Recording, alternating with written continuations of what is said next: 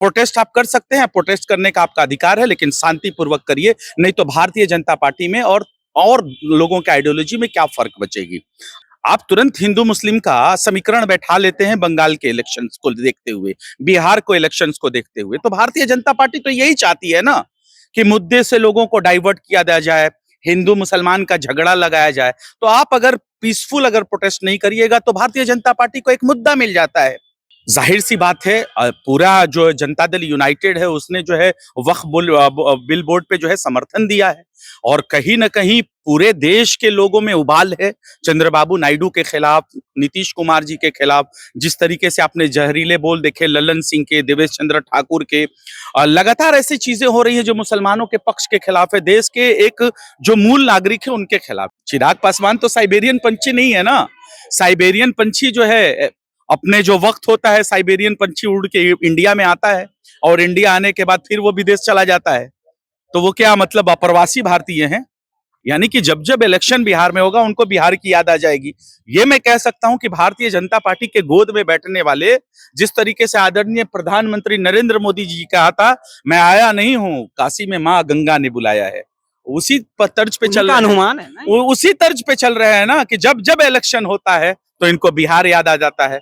वक्फ का विरोध चल रहा था, उस दौरान जो है अल्पसंख्यक मंत्री जमा खान वहां पहुंचते हैं, जिसके बाद वहां पे विरोध का सामना करना पड़ता है। उनके स्क्वाड पे लोग पहुंचते हैं और काला झंडा दिखाने का काम करते हैं। हमारे साथ बातचीत करने के लिए राजद से प्रदेश प्रवक्ता आरजू खान जी हैं। आरजू जी, कैसे देखते हैं वक्फ को लेकर के विरोध प्रदर्शन होता है, उस दौरान जमा खान जो मंत्री है अल्पसंख्यक के, वो जा रहे थे, विरोध प्रदर्शन का सामना करना पड़ा? ये कहाँ का मामला है? भभुआ का।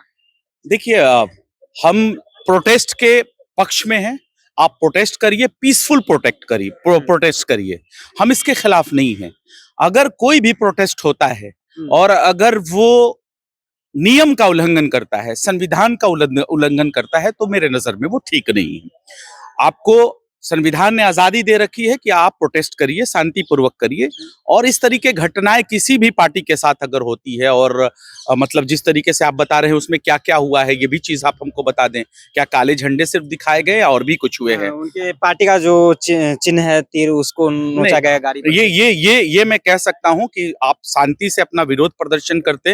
राष्ट्रीय जनता दल भी आपके विरोध के साथ में खड़ी है, हम जेपीसी के मेंबर्स भी हैं, हम याचिकाकर्ताओं में से भी हैं। हमारी पार्टी ने, मनोज झा ने और आदरणीय सुधाकर सिंह ने इसको पार्लियामेंट में भी उठाया है।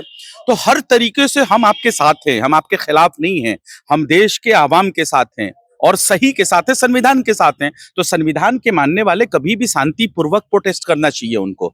हम इस चीज का खंडन करते हैं, और किसी भी पार्टी के साथ, किसी भी मिनिस्टर्स के साथ, किसी भी विधायक के साथ अगर इस तरीके का व्यवहार होता है तो इसको हम बेहतर नहीं मानते हैं।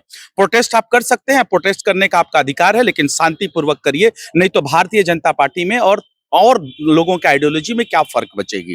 अब जैसे मुर्शिदाबाद की आपने बात की कि मुर्शिदाबाद में ऐसे क्यों हुए, तो मैंने उसका काउंटर जवाब दिया था कि मुर्शिदाबाद के अलावा आपको मणिपुर भी देखना चाहिए।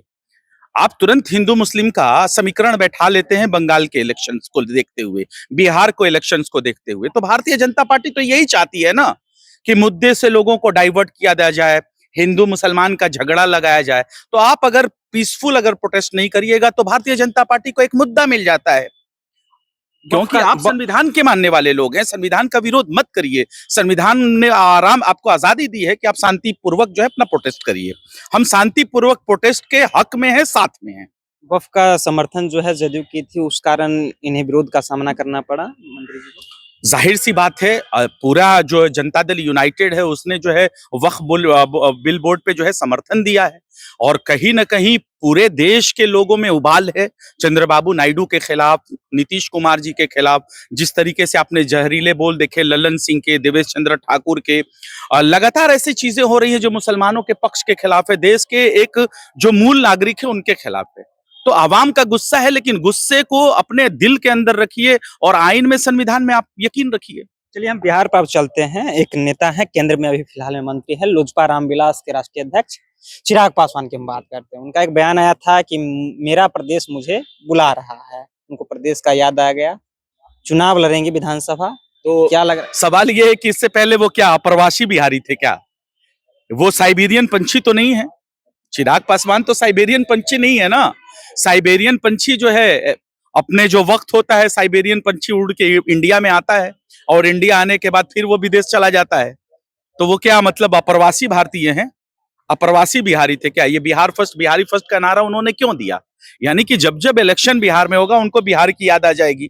ये मैं कह सकता हूं कि भारतीय जनता पार्टी के गोद में बैठने वाले, जिस तरीके से आदरणीय प्रधानमंत्री नरेंद्र मोदी जी कहा था, मैं आया नहीं हूं, काशी में माँ गंगा ने बुलाया है, उसी तर्ज पे चल उनका रहे हैं। अनुमान है ना। उसी तर्ज पे चल रहे हैं ना कि जब जब इलेक्शन होता है तो इनको बिहार याद आ जाता है। आपको रोका किसने? आप आइए बिहार की बात करिए, बिहार को आगे बढ़ाइए, लेकिन आपने ऐसा किया बिहार फर्स्ट, बिहारी फर्स्ट की बात करते थे। कहाँ फर्स्ट है? इनके एनडीए समर्थित सरकार में आज 20 सालों से सरकार में है ये। आप बताएं कि किस चीजों में बिहारी फर्स्ट है? बिहार किस चीजों में फर्स्ट है? कोई डेटाबेस, एक एविडेंस दिखा दें। हर चीजों में बिहार का सबसे बड़ा, पहले तो वो नौजवान है, नौजवानों की वो बात करें, 3 करोड़ नौजवान यहां से पलायन क्यों करता है, इसका जवाब देंगे चिराग पासवान जी?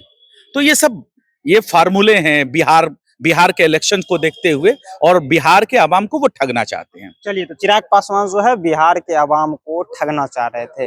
जिस तरह से भभुआ में जो है अल्पसंख्यक मंत्री जमा खान का विरोध का सामना करना पड़ा, जिस रास्ते से वो गुजर रहे थे, जिस रास्ते से उनका स्क्वाड जा रहा था, उसी रास्ते में विरोध प्रदर्शन चल रहा था। जिस दौरान उनकी स्क्वाड जाती है, उसके बाद लोग उनके स्क्वाड पे छलांग मार देते हैं। कहें तो उनकी जो पार्टी के निशान है उस गाड़ी से भी तोड़ने का वीडियो सामने आता है। विरोध प्रदर्शन का सामना करना पड़ा है अल्पसंख्यक मंत्री जमा खान को। फिलहाल आप जनता जंक्शन देख रहे थे, मेरा नाम ऋषि है।